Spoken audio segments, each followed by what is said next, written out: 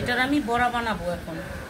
হ্যাঁ, এটার ভিতরে দিচ্ছি হলুদ, মরিচ, ধইনা, তারপরে দিচ্ছি রসুন, পেঁয়াজ, ধইনা পাতা, কাঁচামরিচ থেতু করে সুন্দর করে থেতু করে দিচ্ছি। এখন দিব হালকা জাস্ট একটু আদা, রসুন, জিরা, জাস্ট ফ্লেভারের জন্য দিব।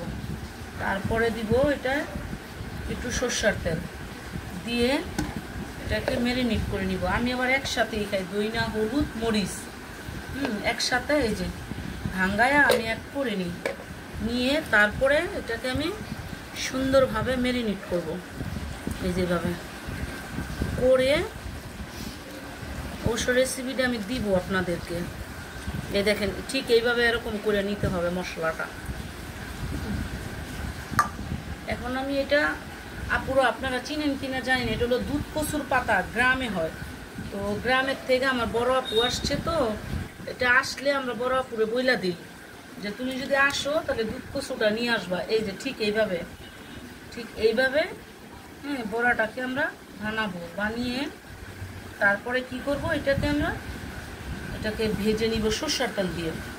এই তারপরে এটা গরম ভাত দিয়ে আপুরা তোমরা খেয়ে দেখো।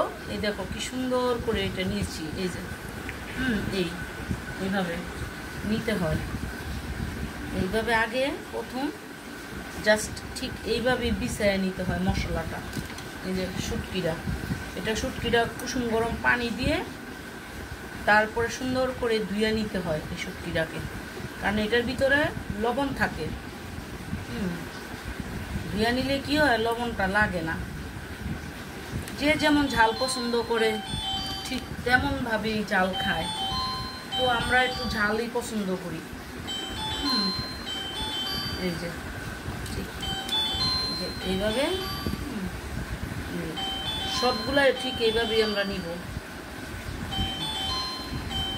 আসসালামু আলাইকুম, আশা করি সবাই ভালো আছেন, আমিও ভালো আছি। তো এখন রান্না করবো আমি লুচি। কষাইলাম, কষানোর পরে পানি দিয়ে দিলাম আগে মশলা, তারপরে দিয়ে দিব আমি হলুদের পাতি, মরিচের পাতি, ধনিয়ার পাতি, এটাকে বলে লুচি। তারপরে দিয়ে দিব আমি, অবশ্যই মাছটা ভাইজা নিতে হয় না। এই যে মাছটা, এটা হচ্ছে সমুদ্রের লইট্টা পিস, বাইলা মাছের মতো দেখতে অনেকটাই। এটা কাঁচাই ভালো, কষায় রান্না করলে। কষানো হইলে পরে দিয়ে দিব আমি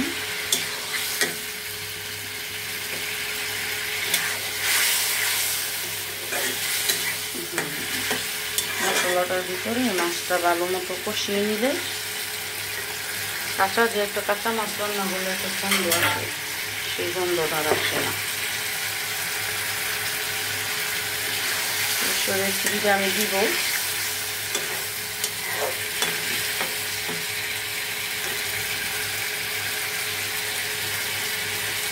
এখন আমি দিয়ে দিব সেই দন্দুল।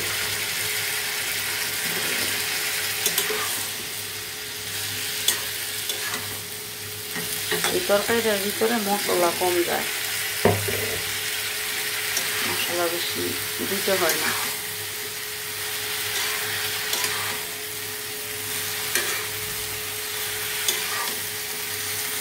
তরকারিটা কিছুক্ষণ কষানোর পরে পরিমাণ মতো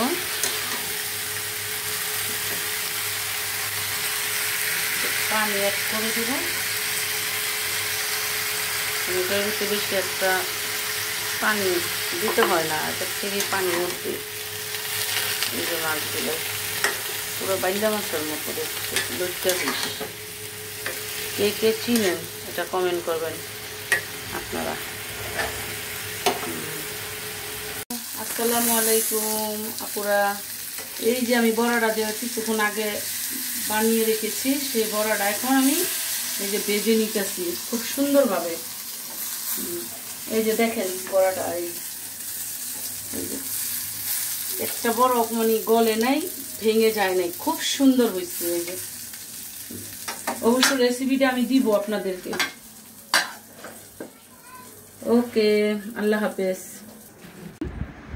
এই যে আপুরা ভাইয়ারা, এই যে মাছের বড়া, এই যে এগুলি বানাইছি। এই যে এটা হলো গোস্তের টিকা। তো আজকে বেশি কিছু করিনি পুরো রেসিপি। আজকে শুধু মাছের বড়া আর হচ্ছে সমুদ্রের লটকা ফিশ দিয়া, ঝিঙ্গা দিয়া, আর হচ্ছে আমডাল। আজকে আমডাল রান্না করছি। ওকে, আল্লাহ হাফেজ।